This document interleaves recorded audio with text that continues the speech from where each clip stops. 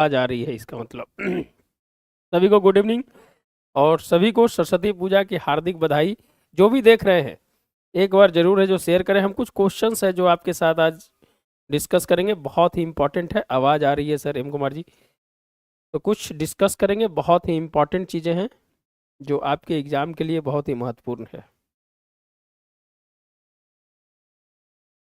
जो भी देख रहे हैं शेयर है जरूर कर देंगे, जो भी देख रहे हैं शेयर जरूर कर देंगे।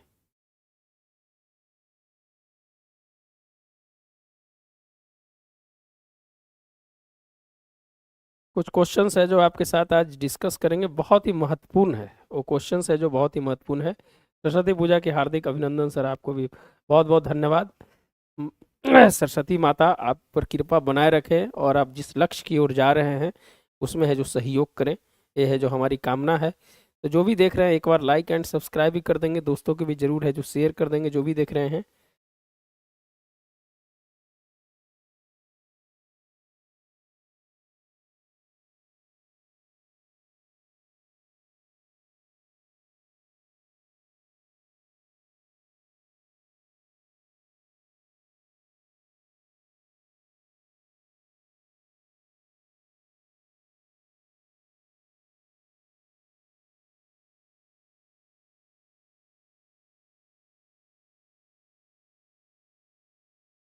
जो भी देख रहे हैं एक बार लाइक एंड सब्सक्राइब जरूर करें। फिर है जो हम अपने सेशंस पे चलेंगे, बहुत ही इंपॉर्टेंट सेशन है आपके लिए। जो भी देख रहे हैं जरूर है जो इसे देखें, शेयर जरूर करें।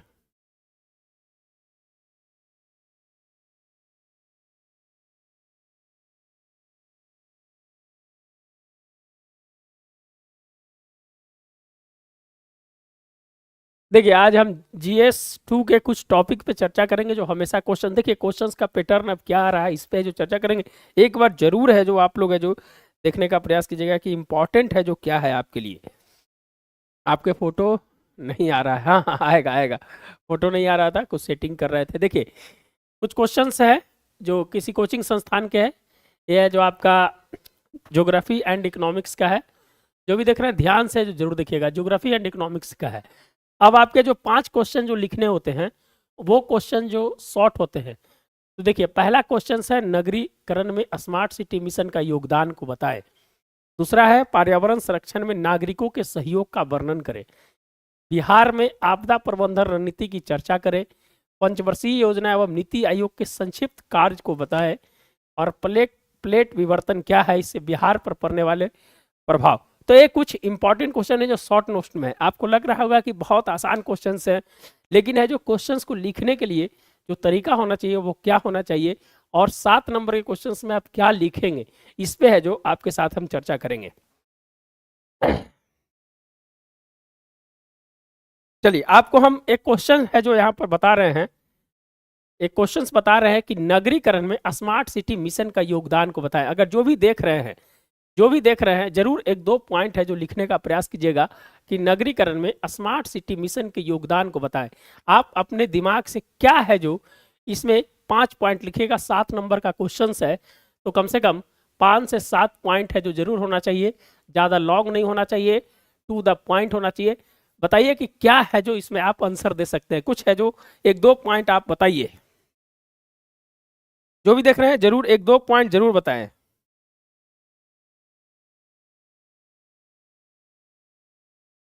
एक दो पॉइंट जरूर बताएं। जो भी देख रहे हैं 1-2 पॉइंट जरूर बताएं कि पहला क्वेश्चन हम डिस्कस करने जा रहे हैं कि नगरीकरण में स्मार्ट सिटी मिशन के योगदान को बताएं। तो क्या इंपॉर्टेंट है नगरीकरण में। अब है जो धीरे धीरे क्या हो रहा है, लोग है जो गांव से शिफ्ट कर रहे हैं, कहां पर, शहर की ओर शिफ्ट कर रहे हैं। शहर पे क्या पड़ रहा है, दबाव पड़ रहा है, सभी तरह से दबाव पड़ रहा है कि नहीं पड़ रहा है। तो इसके मैनेज करने के लिए क्या है, क्या करेंगे, हम स्मार्ट तरीके से मैनेज करेंगे कि नहीं करेंगे। इसीलिए है जो स्मार्ट सिटी का कंसेप्ट आया था कि नहीं आया था। चलिए बताइए, 2-4 पॉइंट बताइए, 2-4 पॉइंट बताइए आप। जो भी देख रहे हैं 2-4 पॉइंट जरूर बताएं।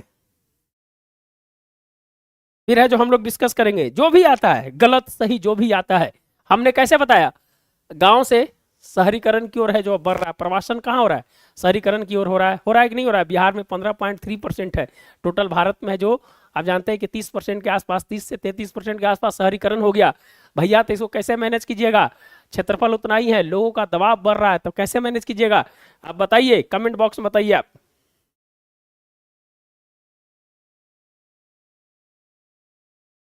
जो भी देख रहे हैं जरूर एक दो पॉइंट जरूर लिखिए, जो भी देख रहे हैं एक दो पॉइंट जरूर लिखिए। देखिए आप जब तक लिखिएगा नहीं, जब तक बोलिएगा नहीं, तो भूल जाइए कि मेंस है जो आपका होने वाला है। आप बताइए कि नगरीकरण में स्मार्ट सिटी को कैसे मैनेज किया जाएगा, स्मार्ट सिटी को, स्मार्ट सिटी मिशंस को कैसे मैनेज किया जाएगा, क्या योगदान रहेगा, बताइए। हाँ, कहाँ से का टेस्ट पेपर है ये? टेस्ट पेपर है, मिला है, कोई भेजा था, तो हम सोचे कि आपके साथ है जो डिस्कस कर दे, तो वही है जो बताइए। चंदन जी आ गए हैं, हाँ चंदन जी आइए, बताइए कि नगरीकरण में स्मार्ट सिटी मिशन के, बहुत बढ़िया क्वेश्चंस है, आप इसको समझिएगा तो लगेगा कि बहुत ही इंपॉर्टेंट क्वेश्चंस है, तो जरूर बताइए नगरीकरण में स्मार्ट सिटी मिशन का योगदान, 3-4 पॉइंट बताइए आप।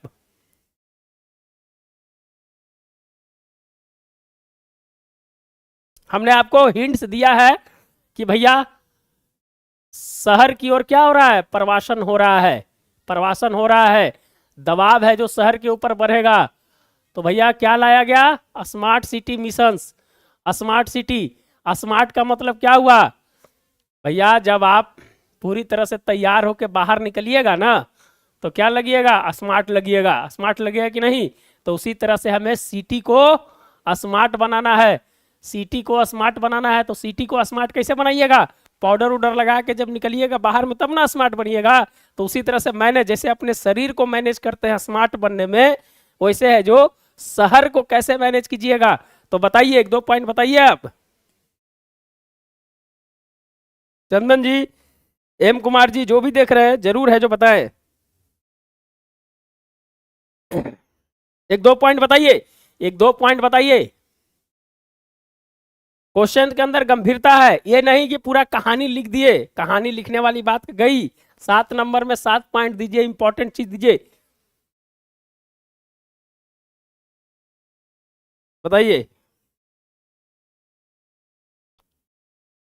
एक दो पॉइंट तो कम से कम रखिए, एक दो पॉइंट तो आप लोग रखिए कि भाई कैसे है जो शहर को मैनेज करेंगे हम, कैसे शहर को मैनेज करेंगे, एक दो पॉइंट बताइए।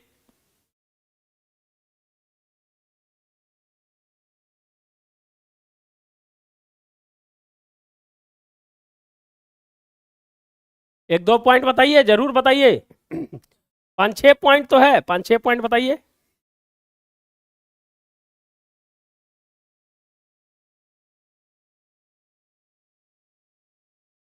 भैया क्या करेंगे, अगर दबाव पड़ रहा है तो लोग सबसे पहले क्या कहेंगे कि जो बुनियादी सुविधा है वो है जो लोगों तक पहुंचो, बुनियादी सुविधा है जो लोगों तक पहुंचो, बुनियादी सुविधा जो है लोगों तक पहुंचो। लेकिन कैसे पहुंचो, ये बुनियादी सुविधा किस प्रकार से हो, जिसमें है जो ई गवर्नेंस हो, ई गवर्नेंस हो, होगा कि नहीं होगा, ई गवर्नेंस। अब सब चीज को है जो डिजिटलाइजेशन से जोड़ना है।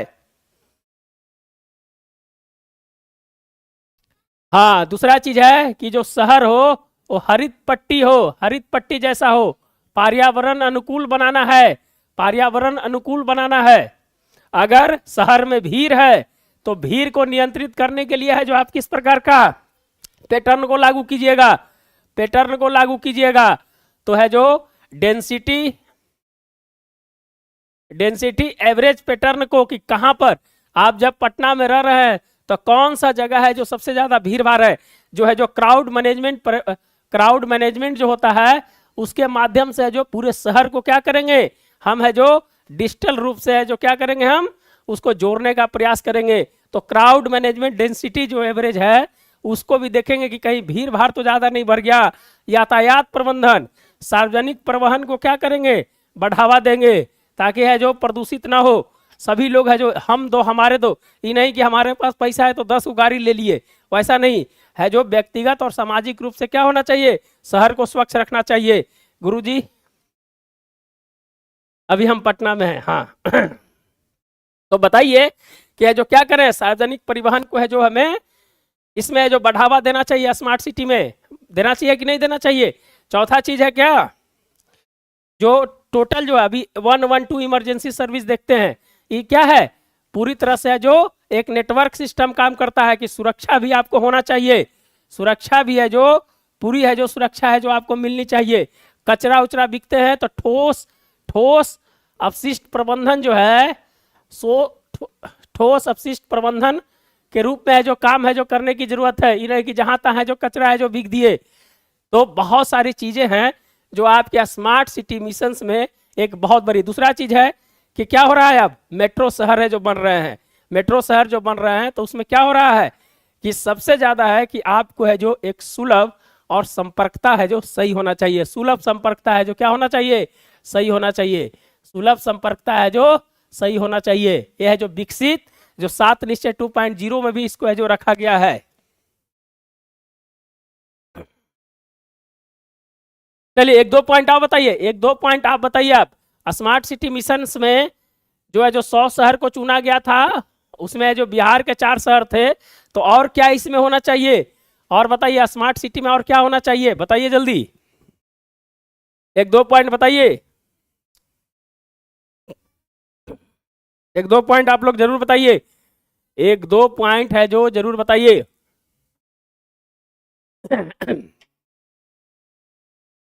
शैक्षणिक व्यवस्था भी है जो उस प्रकार से होनी चाहिए जिससे जो क्या हो, मानव संसाधन को और बेहतर है जो किया जा सके।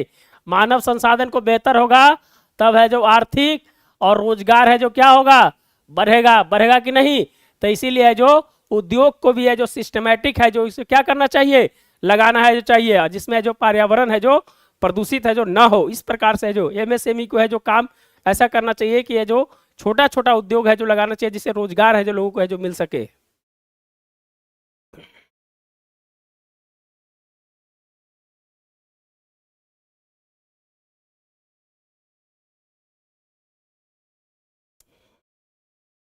और बताइए, और बताइए, और बताइए।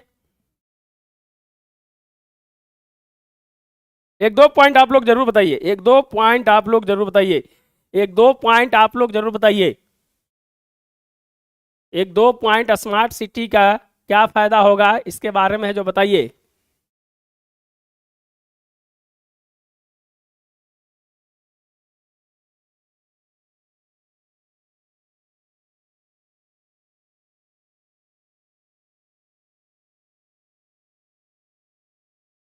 संदेश जी हैं, चंदन जी हैं, बताइए एक दो पॉइंट बताइए। हम तो इतना पॉइंट है जो आपको बताए कि किस प्रकार से है जो स्मार्ट सिटी के नगरीकरण में जो योगदान जो बढ़ रहा है उसमें जो किस प्रकार से काम करे। आपका डिस्कशन बेहद शानदार है। हाँ तो आपका आंसर भी है तो आना चाहिए, एक दो आंसर भी आना चाहिए ना। इससे है जो क्या होगा कि पता चलेगा कि आपकी भी सोच है जो वहां पर है जो डेवलप हो रही है। मेंस में तो यही है, यही 7 8 पॉइंट है जो आपको लिखना है। लिखना है कि नहीं लिखना है।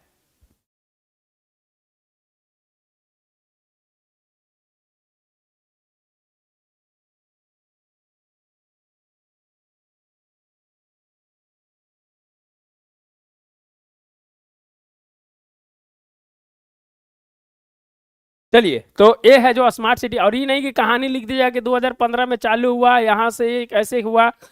सबसे बड़ा बिहार में 4 है, पटना, मुजफ्फरपुर, दरभंगा, ये सब चीज़ लिखने की कोई ज़रूरत नहीं है। फालतूबाजी लिखिएगा, कोई मतलब नहीं है। और देखिए स्मार्ट सिटी जब बढ़ेगा ना तो उसके अगल बगल के गांव भी डेवलप होंगे। जैसे मान लीजिए ये स्मार्ट सिटी है तो इसके जो जितने भी दूध है, बहुत सारी चीज़ें जो है, फल है, सब्जी है, अनाज है, तो ये कहाँ से आएगा, ये आएगा इसके बगल वाले गांव से। ये गांव से आएगा, आएगा कि नहीं आएगा। तो जब ये डेवलप हो रहा है तो इसका रिपल्सन क्या होगा, गांव में भी है जो देखने को मिलेगा। तो क्या हो रहा है, एक सिटी बनने से यहाँ से मिलने वाले जितने भी लाभ हैं यहाँ के गांव के किसान को भी है जो मिलेगा, यहाँ के उद्योग को भी मिलेगा, यहाँ के जितने भी जो संसाधन है उस संसाधन का भी है जो दोस्तों है जो लाभ है जो मिलेगा। तो लोगों को इनकरेज भी होगा। तो इस प्रकार से है जो स्मार्ट सिटी बनाने का कंसेप्ट एक बहुत ही बेहतरीन कंसेप्ट था जिसे है जो एक सतत विकास के रूप में है जो एक लाइफ स्टाइल जो शहरीकरण का जो लाइफ स्टाइल है उसको बदलने के लिए सरकार ने है जो ऐसा काम किया। तो इस प्रकार से है जो आप आंसर को लिख सकते हैं।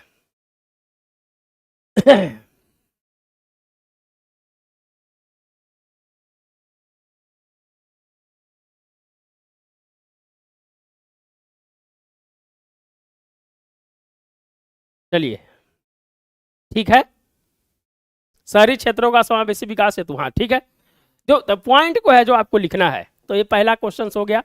चलिए, पर्यावरण संरक्षण में नागरिकों को सहयोग का वर्णन करें, दूसरा क्वेश्चन है। दूसरा क्या है, पर्यावरण संरक्षण में नागरिकों के सहयोग का वर्णन करें। किसका, नागरिकों का सहयोग, किससे, पर्यावरण संरक्षण में। बताइए, एक दो पॉइंट बताइए। पर्यावरण संरक्षण में नागरिकों का क्या योगदान है? बताइए, एक दो पॉइंट बताइए, जो भी देख रहे हैं एक दो पॉइंट बताइए।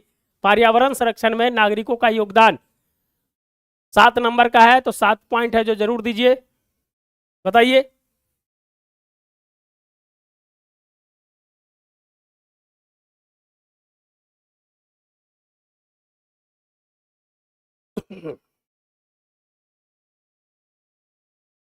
चलिए, संदेश जी हैं, जो भी देख रहे हैं जरूर बताइएगा। पर्यावरण संरक्षण में नागरिकों का योगदान क्यों जरूरी हुआ भैया? नागरिकों का योगदान का है भैया? कौन सा हवा आ रहा है, पानी आ रहा है कि नहीं आ रहा है, क्या मतलब है इससे, है कि नहीं? लेकिन 1972 का जो वर्ष था वो एक मील का पत्थर था, जहां पर है जो वैज्ञानिक, पर्यावरणविद और राजनेताओं ने तीनों मिलकर 1972 में एक सम्मेलन हुआ था स्टॉकहोम में, याद है? हाँ, इकोनॉमी बढ़ेगी, इकोनॉमी बढ़ेगी, इकोनॉमी बढ़ेगी, बहुत बढ़िया, सर्कुलर इकोनॉमी बढ़ेगी, बहुत बढ़िया। संदेश शर्मा जी, संदेश शर्मा जी, बहुत बढ़िया, यही है, ये सब पॉइंट को है जो लिखना है। तो बताइए, नागरिकों का क्या योगदान होगा 1972 से, जो हम लोग जहां पर स्टॉकहोम में एक सम्मेलन हुआ था, वहां से पर्यावरण संरक्षण को लेकर एक नई इबारत लिखी गई, जो आज तक हो रहा है ना। COP28 हो रहा है, COP29 हो रहा है, बहुत सारे हुए, नैरोबी में हुआ, पृथ्वी सम्मेलन हुआ, बहुत सारे सम्मेलन हुए, लेकिन है जो क्वेश्चंस पूछ रहा है कि नागरिकों का क्या योगदान होगा पर्यावरण संरक्षण में, बताइए।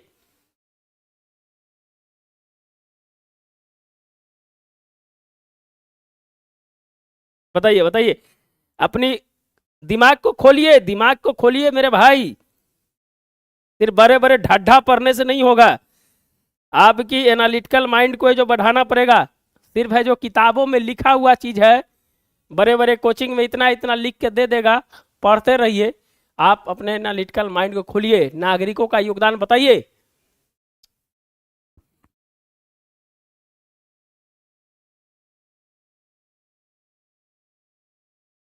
पेड़ पौधे लगाएंगे, बहुत बढ़िया, चलिए पेड़ पौधे लगाएंगे, आपकी बात को ले लिए हम, पेड़ पौधे लगाएंगे। चलिए, और बताइए।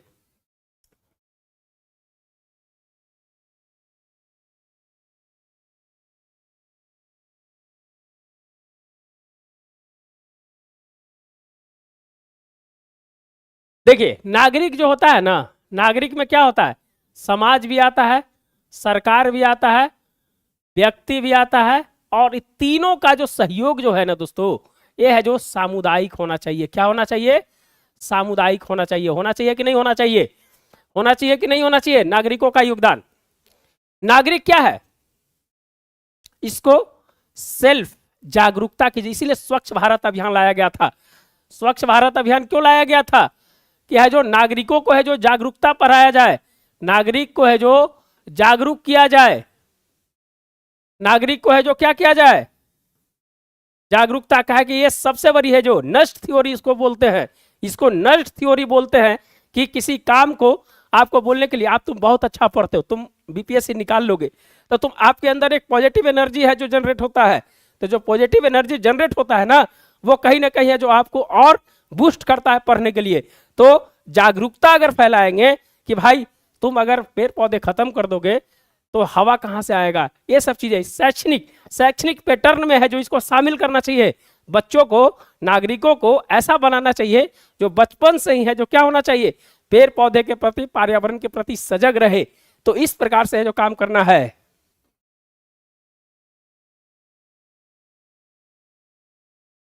हाँ, अमित जी, री एग्जाम ठीक है, कोई दिक्कत नहीं है, री एग्जाम भी होगा, री एग्जाम भी होगा, कोई दिक्कत नहीं है।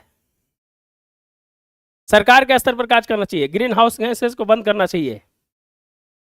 हाँ, तो इसमें सरकार का ही देखिए ना, सरकार क्या है, सरकार जो है जीवाश्म ईंधन का प्रयोग कर रही है, और उससे जो जितने भी जो पर्यावरण प्रदूषण हो रहे हैं उसको धीरे धीरे जो क्या है 2070 तक है जो क्या करना है हमें जीरो करना है। तो सरकार है जो अपने स्तर पर काम करे, समाज अपने स्तर पर काम करे, व्यक्ति अपने स्तर पर काम करे, तो क्या होगा, पर्यावरण का है जो संरक्षण है जो किया जा सकता है। कैसे? पर्यावरण का है जो संरक्षण है जो किया जा सकता है। तो इसमें जो 7-8 पॉइंट है जो आपको नागरिकों का योगदान से रिलेटेड है जो रखना है। मौलिक कर्तव्य में है जो बात की गया है, संवैधानिक प्रावधानों है ना, मौलिक कर्तव्य में, मौलिक कर्तव्य में है कि नहीं? देखिए जोड़िए जोड़िए, इसको आंसर को जोड़ने का प्रयास कीजिए, आंसर को जोड़ने का प्रयास कीजिए। आप बेहतरीन आंसर कब लिख सकते हैं? जब आपके आंसर में गंभीरता हो, नहीं तो कहानी लिखना तो यार, तो साहित्यकार बन जाओ ना। तो मौलिक कर्तव्य में भी है जो बातें है जो की गई है, किसके लिए? ये है जो नागरिकों की कर्तव्य की बात करता है, इसीलिए कहा है कि पर्यावरण संरक्षण है जो करना चाहिए। करना चाहिए कि नहीं करना चाहिए, बताइए।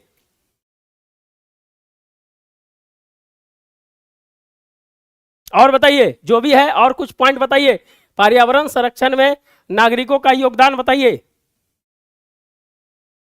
हाँ, अनुच्छेद 48 में चर्चा है पर्यावरण की, बहुत बढ़िया। डीपीएसपी, मौलिक कर्तव्य, जो भी है आपको जोड़ना है, लिखते समय ये सब चीज को जोड़ना है, समझ गया ना? जब तक आप नहीं जोड़ेंगे आप सही आंसर है जो नहीं लिख सकते हैं। बिहार सरकार का क्या है? जल जीवन हरियाली योजना, तीनों है, जल जीवन और हरियाली, तीनों को जोड़ा गया है, जल जीवन और हरियाली, है ना? जल जीवन और हरियाली, देख रहे हैं, 3 वर्ड बहुत ही इंपॉर्टेंट वर्ड है। तीनों वर्ड किसके लिए है? नागरिकों से है जो रिलेटेड है कि नहीं है? जेल में डालना चाहिए सर अमितेश जी, हाँ हाँ हाँ हाँ, जरूर जरूर। तो आपके पास फालतू का आंसर है जो नहीं लगाना है, फालतू का आंसर है जो लगाइएगा, आपको नंबर है जो नहीं मिलेगा। जो क्वेश्चंस पूछा जा रहा है उसी क्वेश्चंस पे आपका 7 नंबर का चीज है, तो 7 पॉइंट है जो आप बढ़िया से लिखने का प्रयास कीजिए। हाँ, है ना? अगर कोई केस स्टडी है तो केस स्टडी दे दीजिए, अगर आपके पास कोई केस स्टडी है तो है जो केस स्टडी दे दीजिए, 1-2 लाइन का केस स्टडी दे दीजिए, उससे भी है जो आपका हो जाएगा। लेकिन नागरिकों का योगदान से जो क्वेश्चंस पूछा गया है उसी से भटकना नहीं है, लिखते समय है जो आपको आंसर को भटकना है जो नहीं है मेरे भाई, ये है जो समझिएगा। हाँ हो जाएगा प्रियरंजन जी, हो जाएगा हो जाएगा। जुड़िए, अगर हमारे साथ मॉडल आंसर लेना चाहते हैं तो मॉडल आंसर के लिए हमारे साथ है जो जुड़िए, 9673258206 इस पे है जो जुड़िए हमारे साथ। अब है तो हिस्ट्री करीब करीब है जो खत्म होने वाला है, लेकिन जुड़िएगा तो आपको मॉडल आंसर सब मिल जाएगा। चलिए, तो दूसरा क्वेश्चन हो गया, पर्यावरण संरक्षण में नागरिकों का सहयोग, 7 पॉइंट है, तो 7 नंबर है तो 7 पॉइंट देके है जो आगे है जो बढ़ जाना है। तीसरा है, बिहार में आपदा प्रबंधन रणनीति की चर्चा करें, बिहार में आपदा प्रबंधन रणनीति की चर्चा करें, बिहार में आपदा प्रबंधन रणनीति की चर्चा करें। बताइए, बिहार में आपदा प्रबंधन के लिए क्या रणनीति होना चाहिए? आपदा प्रबंधन में रणनीति क्या होना चाहिए? आपदा प्रबंधन की रणनीति क्या होना चाहिए प्रबंधन की? बताइए, पॉइंट बताइए। 7 नंबर का है तो 7 पॉइंट। हम है जो सिर्फ प्रबंधन की बात पूछा जा रहा है, कहानी मत लिख दीजिएगा कि बाढ़ आ गया, यहां हो गया, वहां हो गया, कोसी डूब गया, पूरा ये सब कुछ नहीं लिखना है भैया मेरे। प्रबंधन, सिर्फ मैनेजमेंट 7 नंबर में।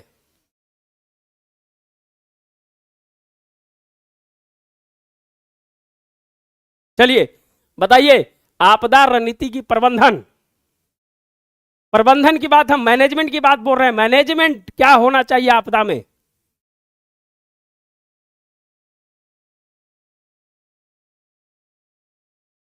जो भी देख रहे हैं लाइक एंड सब्सक्राइब जरूर कर देंगे। चलिए, संदेश जी हैं, अपना है जो 1-2 पॉइंट है जो लिखने का प्रयास कीजिए, 1-2 पॉइंट लिखने का प्रयास कीजिए, 1-2 पॉइंट लिखने का प्रयास कीजिए। जो भी देख रहे हैं, प्रबंधन, मैनेजमेंट, मैनेजमेंट।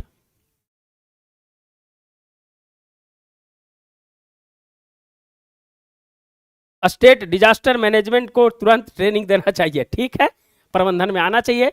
है एनडीआरएफ के साथ एसडीआरएफ भी, स्टेट डिजास्टर फंड को बनाया गया था। और है जो दोस्तों है जो बिहार के बिहटा में है जो इसकी ट्रेनिंग है जो होती है, जो एक्ट था डिजास्टर मैनेजमेंट एक्ट 2005 जो अधिनियम था 2006 में जो बना था, उसके अंदर ये है जो बातें हैं जो की गई थी। बहुत बढ़िया, और आगे बताइए। चलिए अब है जो देखिए प्रबंधन की बात है ना, तो देखिए दो चीजें हैं। आपदा प्रबंधन में है जो दो बातें जरूर है जो ध्यान रखेगा। एक सेंडाई फ्रेमवर्क की है जो चर्चा कीजिएगा, सेंडाई फ्रेमवर्क एक है जो इसकी चर्चा जरूर करना है। दूसरा है कि जो आपदा है, आपदा के तीन पार्ट होते हैं। एक है जो आपदा के पहले क्या प्रबंधन होना चाहिए, एक आपदा के समय क्या प्रबंधन होना चाहिए,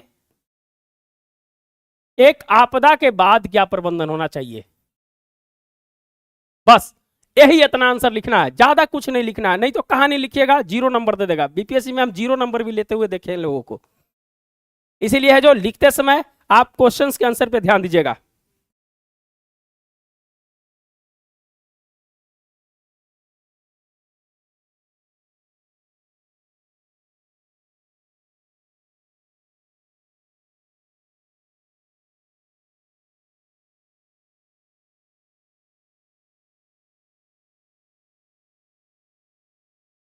हाँ प्रियरंजन जी नाराज नहीं है, नाराज नहीं है, नाराज नहीं है प्रियरंजन जी, नाराज क्यों रहेंगे।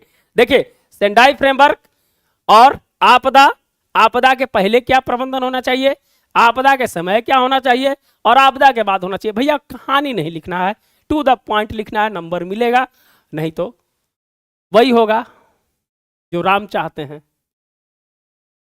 सर नाराज है क्या, जो नहीं बोल रहे हैं बोलिए ना प्रियरंजन जी, क्या बोले प्लीज। डर लग रहा है, नहीं डरने की क्या बात है भैया, डर के आगे जीत है, डर के आगे जीत है।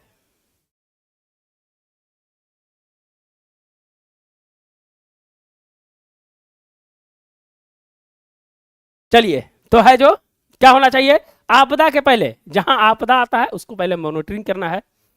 प्रीवियस जो डेटा है जो किस पैटर्न से है जो आ रहा है, उससे पहले है जो हम क्या करें, प्रिकॉशंस है जो उसका बदलेंगे। अगर जरूरत अगर वैसा आ गई, मानसून की अनियमितता हो गई, तो वहां पर से लोगों का है जो प्रवासन है जो करेंगे, है कि नहीं। आपदा के पहले यही सब करेंगे ना। अलार्मिंग सिस्टम जो नीतीश जो हम आईआईटी पटना के द्वारा है, तो उस सबको ऐड करना है लिखते समय। जो नीतीश ऐप जो बनाया गया है उसको है जो ऐड करना है। रिमोट सेंसिंग का है जो प्रयोग करके जो वेदर फोरकास्टिंग को जो आईएमडी के साथ है जो राज्यों का सहयोग है से मौसम ऐप के जरिए लोगों को उसकी जो सूचना है जो पहुंचाना है कि भाई ऐसा है जो स्थिति है, हो सकता है कि बाढ़ की स्थिति में जो कन्वर्ट हो जाए। और जब बाढ़ आने से अगर उस तरह की स्थिति बनती है तो उससे पहले जो बांधों का निर्माण है, बांधों की जो मरम्मत है, और उसके जो एक है जो सूक्ष्म स्तर पर जांच होनी चाहिए, और है जो इसके लिए एक कमेटी है जो बनना चाहिए। तो आपदा के पहले जो भी प्रिकॉशंस है जो हमें क्या होना चाहिए, बरतना चाहिए। बरतना चाहिए कि नहीं बरतना चाहिए,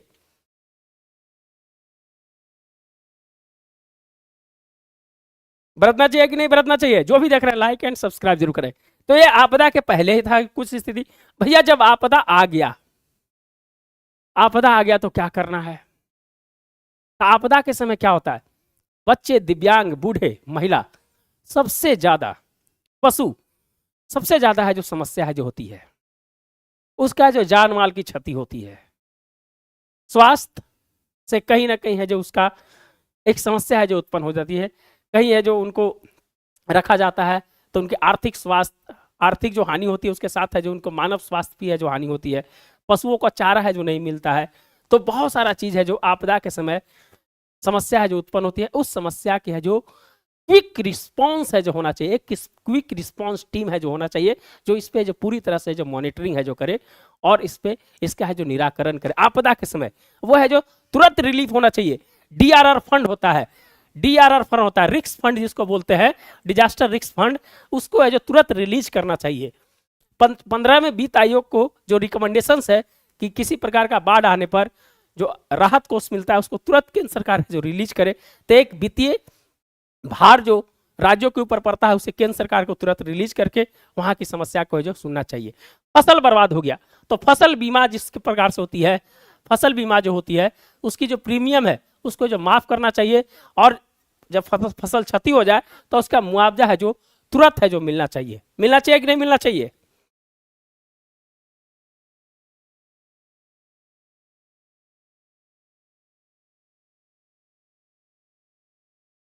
मिलना चाहिए कि नहीं मिलना चाहिए? तो आपदा के समय जो समस्या है उसको करना चाहिए। अच्छा, आपदा के बाद अब क्या करना चाहिए? तो भैया पुनर्वासन की जो समस्या है, जहां पर जिनकी जान माल की आवास की क्षति हुई है, वहां पर है जो उसको तुरंत बनाना चाहिए। होना चाहिए कि नहीं होना चाहिए बताइए?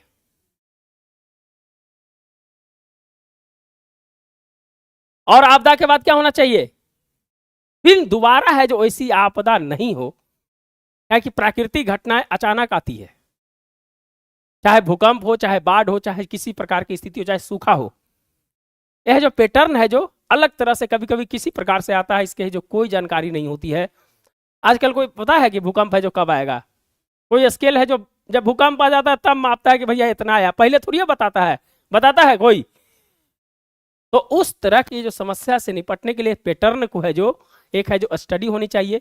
एक स्टडी के आधार पर आपदा के बाद जो भी जो समस्याएं हैं, उस समस्याओं को है जो दूर है जो आपदा के बाद है जो करना चाहिए। साइंस एंड टेक्नोलॉजी का प्रयोग है जिसमें है जो बहुत ही महत्वपूर्ण है। और सेंडाई फ्रेमवर्क में मौतों की संख्या किस प्रकार से कम किया जाए, आवास निर्माण किस प्रकार से किया जाए, एक प्लानिंग वे में है जो कैसे काम किया जाए, उसके लिए जो बहुत सारे है जो नॉर्म्स है जो सेंडाई फ्रेमवर्क में है, उसको है जो लिखना है। ये तो 7 नंबर में 38 नंबर वाला बता रहे हैं, 7 नंबर में तो इतना लिख दीजिएगा तो काफी होगा।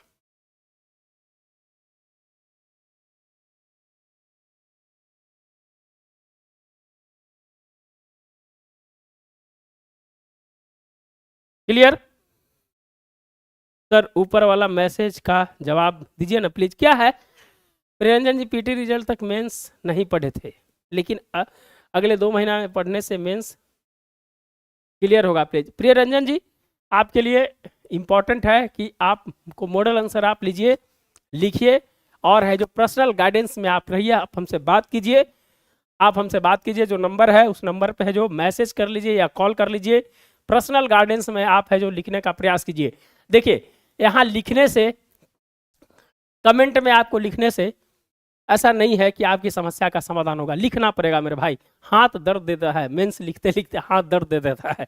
तो आपको उसी प्रकार से है जो रफ्तार से काम करना है, लिखना है, गाइडेंस में रहिए, आप हमसे बात कर लीजिए। और मॉडल आंसर अभी है जो 10 टॉपिक हुए होंगे हिस्ट्री के, कुछ है जो निबंध के हो चुके हैं 10-12 टॉपिक। तो आप हमारे साथ जुड़िए और है जो गाइडेंस में रहिए, लिखने का प्रयास कीजिए और मोह माया को छोड़िए। पीटी फाइनल रिजल्ट नहीं होता है, पीटी एक स्टेज होता है जहां से आप है जो अगले स्टेज के लिए इंटर करते हैं। तो आप उस पर ध्यान दीजिए, लक्ष्य पे ध्यान दीजिए और वहां काम कीजिए। हाँ, आर्टिफिशियल इंटेलिजेंस से सहायता लेनी चाहिए, है ना? वही ना, साइंस एंड टेक्नोलॉजी का प्रयोग है जो करना है ना। क्राउड मैनेजमेंट वहां भी काम करेगा, क्राउड मैनेजमेंट वहां भी काम करेगा। अरे कैसे जाते हैं? अरे मुख्यमंत्री और प्रधानमंत्री हेलीकॉप्टर से नहीं देखने जाते हैं, तो काशी देखने जाते हैं। तो भैया वो टेक्नोलॉजी का यूज करके हम घर से बैठ के नहीं देख सकेंगे कि कहाँ से कौन सा चीज है जो बह रहा है, कौन दह रहा है, कहाँ पर क्या हो रहा है, जो हम घर से ना देखेंगे बैठ के। तो जब टेक्नोलॉजी हो गया तो कहला हेलीकॉप्टर से जाएंगे अब। और है जो ईंधन खर्चा होगा, आर्थिक बोझ पड़ेगा, एक आर्थिक बोझ ऑलरेडी है जो आपदा लेके आया हुआ है, और है जो हम जाएंगे हेलीकॉप्टर से तो आर्थिक बोझ आओ भरेगा। तो नहीं बढ़ाना है, अब है जो स्मार्ट वर्क करना है।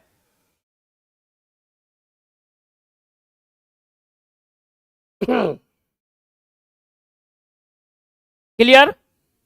समझ में आया कि नहीं? समझ में आया कि नहीं, कि ऐसा ही लेक्चर दे रहे हैं खाली? ये बताइए, आपके काम के चीज बता रहे हैं कि हम कैसी लेक्चर दे रहे हैं? कमेंट में लिखिए कि आपको कुछ फायदा हो रहा है कि नहीं, सीख रहे हैं कि नहीं, बताइए। नहीं तो मेरा भी टाइम बर्बाद और आपका भी टाइम बर्बाद। तो जरूर फीडबैक जरूर दीजिए कि आपके लाइक सही चीज पढ़ाई हो रही है कि नहीं हो रही है। जो चलिए, पंचवर्षीय योजना नीति आयोग का संक्षिप्त विवरण 7 नंबर में है। तो दोनों का है जो 4-4 चीज 55 पॉइंट है जो बता दीजिए, जो इंपॉर्टेंट है पंचवर्षीय योजना का और नीति आयोग के। कुछ है जो संक्षिप्त कार्य है, आप है जो उसको बताइए। पंचवर्षीय योजना क्या था, कैसे काम करता था, टॉप टू डाउन करता था कि डाउन टू बॉटम करता था, आप है जो। लेकिन भैया पढ़ना तो पड़ेगा ना, नहीं पढ़िएगा। पंचवर्षीय योजना ने देश की आर्थिक व्यवस्था को किस प्रकार से जो किया है, इसके संरचना अगर थोड़ा सा जानते हैं तो लिख दीजिए। क्या है कि जो संक्षिप्त कार्य है, कार्य बता रहा है, संरचना नहीं भी लिखिएगा तो चलेगा। इसके जो मेन कार्य थे, राष्ट्रीय विकास परिषद से कैसे अनुमोदन होता था, है ना, बैठक होती थी, राज्यों को शामिल किया जाता था, एक योजना बनती थी, 10-12 पंचवर्षीय योजना है, उसके एक एक पॉइंट की उपलब्धि को है जो बता दीजिए, इसके मेन कार्य हो जाएंगे। और नीति आयोग क्या है, एक थिंक टैंक है, एक थिंक टैंक है ना। एक थिंक टैंक क्या करता है, तो है जो कोऑपरेटिव फेडरलिज्म की है जो बात करता है, सहकारी संघवाद की बात करता है, दो राज्यों के बीच प्रतिस्पर्धा की बात करता है, कैसे है जो दो राज्य अच्छा से काम करे, इसकी है जो बात करता है। चाइना मॉडल से लिया गया था नीति आयोग को, तो ये सब चीजें लिखना है।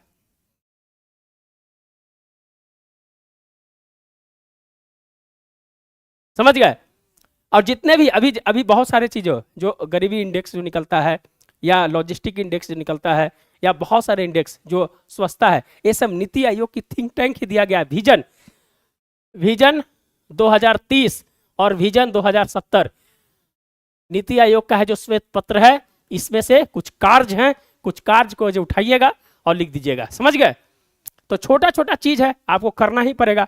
कंसेप्ट रखना है तब ये है जो आप लिख सकते हैं, नहीं कंसेप्ट है तो भैया अभी पहले वाला बीपीएससी नहीं है कि है जो रामायण भी लिख दीजिएगा ना बीच में तो चलेगा। अब रामायण है तो निबंध में रामायण की कहानी को लिखना है, तो इसीलिए जो हर चीज को है जो समझ के लिखना पड़ेगा आपको।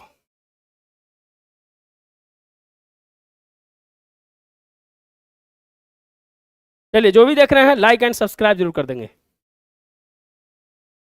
जो भी देख रहे हैं लाइक एंड सब्सक्राइब जरूर कर देंगे।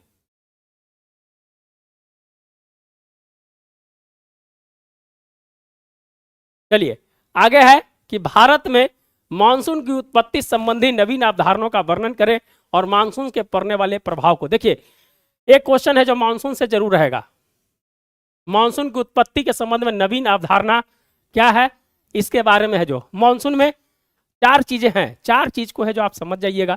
पहले जो है मानसून का कैसे आता है, तो तापीय सिद्धांत इसका क्या कहता है। दूसरा जो है ITCZ, तीसरा है जेट स्ट्रीम, चौथा है अल-नीनो का प्रभाव, पांचवा है इंडियन डाइपोल।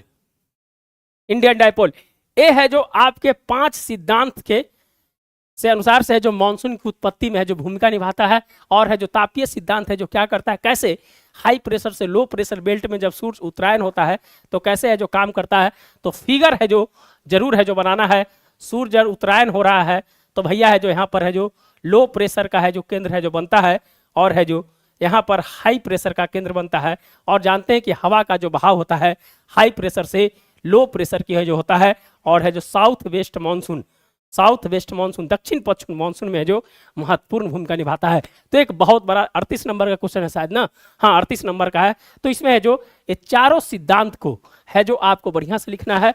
और इसके बाद इसके जो प्रभाव हैं मानसून के प्रभाव, तो सकारात्मक प्रभाव अगर इस तरह से क्वेश्चन पूछा जाए तो है जो पढ़ने वाले प्रभाव तो आप सकारात्मक मने है जो बहुत इंपॉर्टेंट है तो सकारात्मक दीजिए। और थोड़ा सा है जो मान लीजिए कि अगर मानसून नहीं आया तो सुखाड़ पड़ेगा, तो छोटा पाठ है जो उसको लिखने का प्रयास कीजिएगा। हाँ अरबी शब्द है।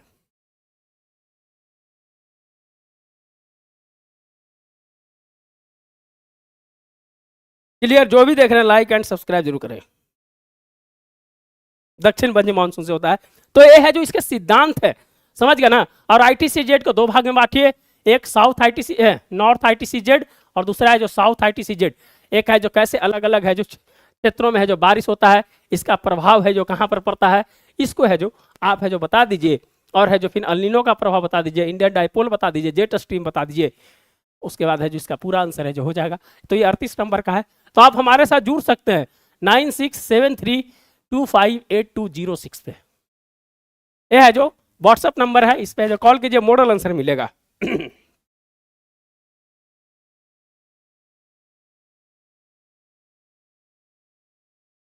हाँ तमिलनाडु से लौटती हुई बारिश, हाँ तो यही ना होगा जब दक्षिण की ओर है जो हो जाती है, दक्षिणायन हो जाता है, तो है जो यहाँ से है जो यहाँ पर क्या बनता है, यहाँ पर लो प्रेशर और यहाँ पर हाई प्रेशर, तो है जो ऐसे है जो बनता है। और तमिलनाडु में ज्यादा बारिश होती है, उड़ीसा से लेकर तमिलनाडु तक है जो उससे बारिश होती है।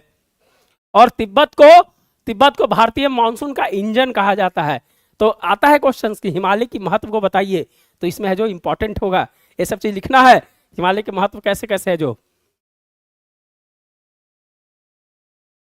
भी देख रहे हैं लाइक एंड सब्सक्राइब जरूर करें, जो भी देख रहे हैं लाइक एंड सब्सक्राइब जरूर करें।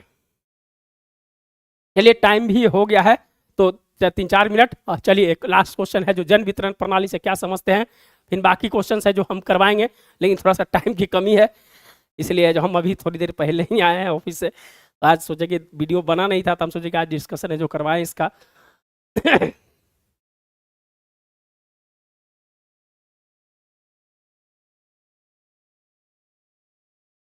जो भी देख रहे हैं लाइक एंड सब्सक्राइब जरूर करें। चलिए जन वितरण प्रणाली, देखिए क्वेश्चन है जो करवाए हैं, ये क्वेश्चन करवाएं कि नहीं करवाए हम।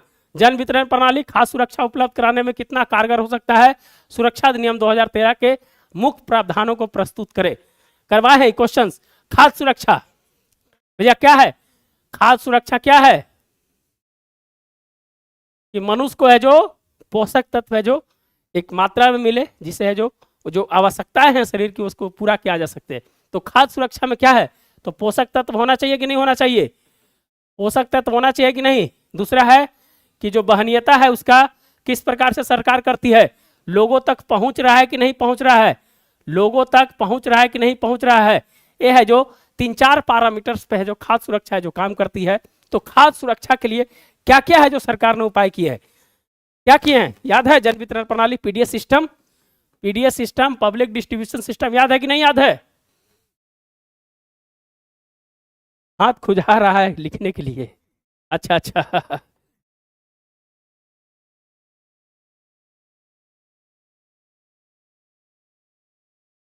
जो भी देख रहे हैं लाइक एंड सब्सक्राइब जरूर करें, जो भी देख रहे हैं लाइक एंड सब्सक्राइब जरूर करें।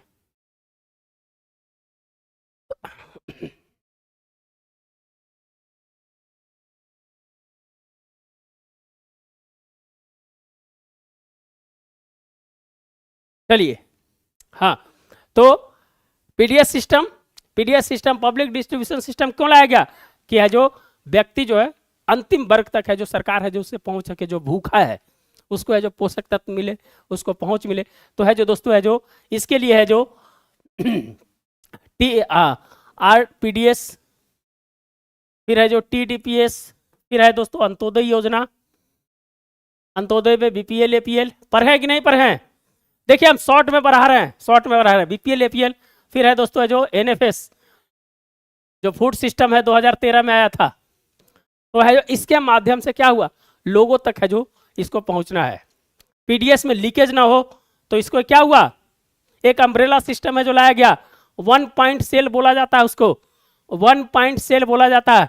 जिस समय जो कौन खाद्य प्रसंस्करण मंत्री रामविलास पासवान थे, वो है जो दोस्तों है जो इसे डिजिटलाइजेशन है जो किए और उसको लीकेज के रोकने में है जो बहुत बड़ी भूमिका मिली। और बायोमेट्रिक के आधार पर है जो पीडीएस को है जो अब लागू किया गया है कि जिनका रहेगा उनको बायोमेट्रिक लिया जाएगा।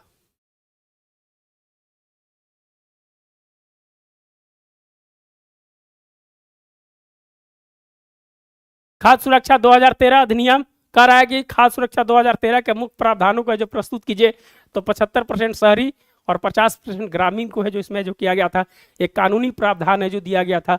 महिलाओं को इसमें जो मेन घर की जो महिलाएं थी उनके नाम से है जो खाता को खोला गया था, है ना। तो बहुत सारी है जो 10-15 प्रावधान है। 14 वर्ष के बच्चों को है जो फ्री में है जो खाना है जो स्कूल तक है जो देने की है जो बात है जो की गई थी। इसमें मिड डे मील भी है जो इसमें जो जोड़ कर है जो लिख सकते हैं आप। तो बहुत सारी चीज है जिसे है जो भारत के खाद्य प्रणाली को मजबूत करने में है जो बहुत बड़ी है जो भूमिका रही है। हम खाद्य आत्मनिर्भरता से खाद्य निर्यात की ओर बढ़ गए, हमारे पास सरप्लस है जो बफर स्टॉक है। 80 करोड़ लोग प्रधानमंत्री ग्राम अन्न योजना पढ़े कि नहीं पढ़े, तो इस सब को ऐड करना है।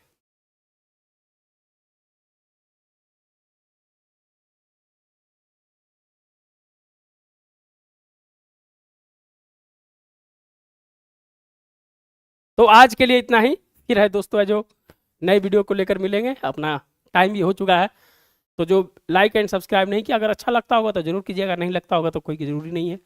और हमारे साथ जुड़ने के लिए 967325 मॉडल आंसर मिलेगा हैंड रिटन, 73258206 इस पे है जो आप है जो कांटेक्ट कर सकते हैं। तो दोस्तों आज के लिए इतना ही, मिलते हैं नए वीडियो के साथ, धन्यवाद।